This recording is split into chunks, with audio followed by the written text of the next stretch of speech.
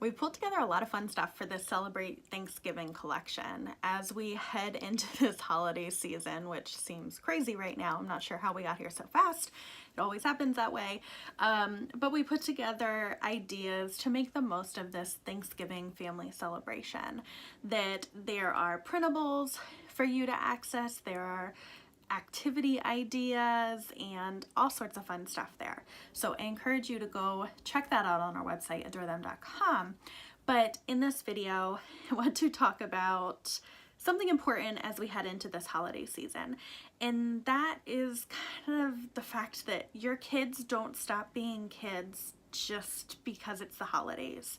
That if your kids have things that they usually need, or certain triggers or stressors, or just the fact that they're a child, I think oftentimes we lose sight of that. So let me kind of give you more of an example of what I'm talking about. I know that I've headed to, whether it's a Thanksgiving dinner or a Christmas dinner, some other sort of family get together, that you want to be able to just show up and bring your kids along with you and just enjoy the day.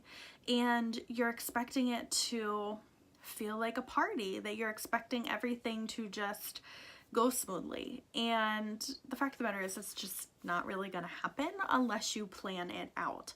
So for example, there were plenty of Thanksgiving dinners where, you know, it's like, well, there's going to be tons of food there. Like, my kid can pick something to eat and you can sit down at the table and eat with us. And then I started to realize, like, no, I mean, I have picky eaters, and just because it's Thanksgiving doesn't mean that they're not picky eaters. And it's on me to make sure that they have food that they're actually going to eat, because Thanksgiving Day is not the time to decide that we're going to draw the line in the sand and you're going to eat what's in front of you.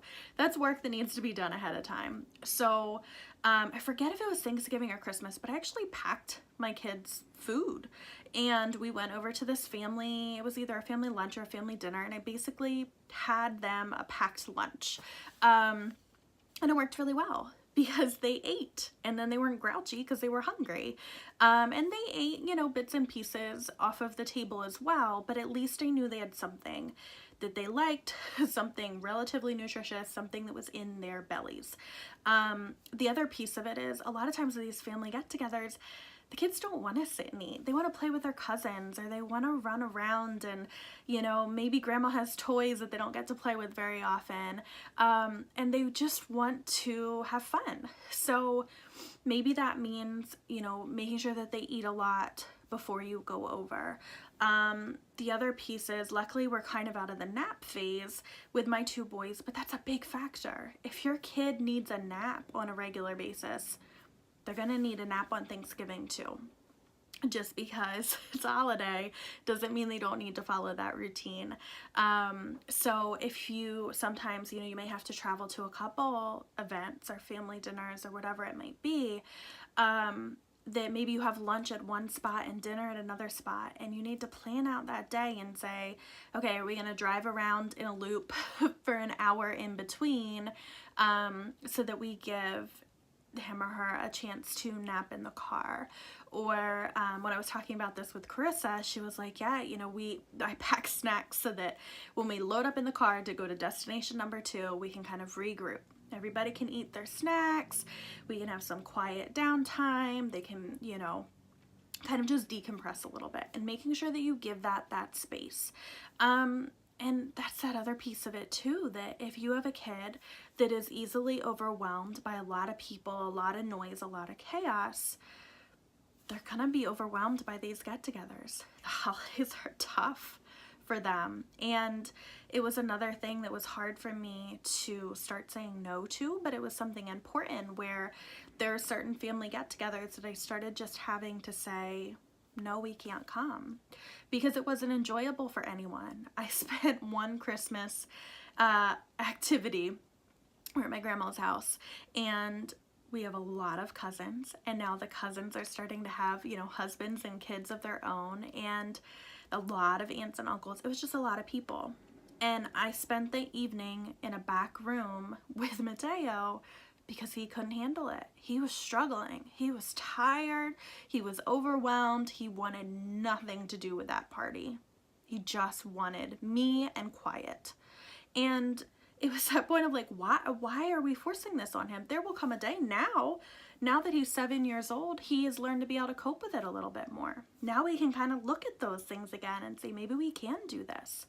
But if your kid is, you know, a baby or 2, 3, 4 years old, take those years to just simplify and take that time. You can reconnect when they're ready for it, when they don't have to nap anymore, when they can kind of cope with things a little bit better. Then you can kind of revisit all of that. Then you can maybe go to 3 family activities in one day if they can swing it and if you can swing it. But it's just looking at the whole situation and figuring out what they need. Planning that out. I know you don't feel like planning it out. I know you don't feel like being cruise director for every holiday. But the fact of the matter is we've all paid that price. We've all thought that, hey, we can wing it and it'll be just fine and we'll adapt and it'll be fine. And we've all paid that price. At least I know I have. I've been there. So plan it out. And without saying like every minute of the day has to be structured, but the basics. You know, do they need to sleep? What are they gonna eat? And how can we give them a little bit of downtime in the midst of everything? And hopefully that will lead to a more enjoyable holiday for everybody. And you're gonna set them up for success as well. If you have any particular tips or if you feel like there was something that I haven't touched on yet, feel free to reach out, comment, email, do whatever. And like I said, check out the whole Celebrate Thanksgiving collection on adorethem.com. We have a lot of great resources up there for you in this particular collection. So I hope you'll check it out and I'll talk to you later. Oh, and happy Thanksgiving. See ya.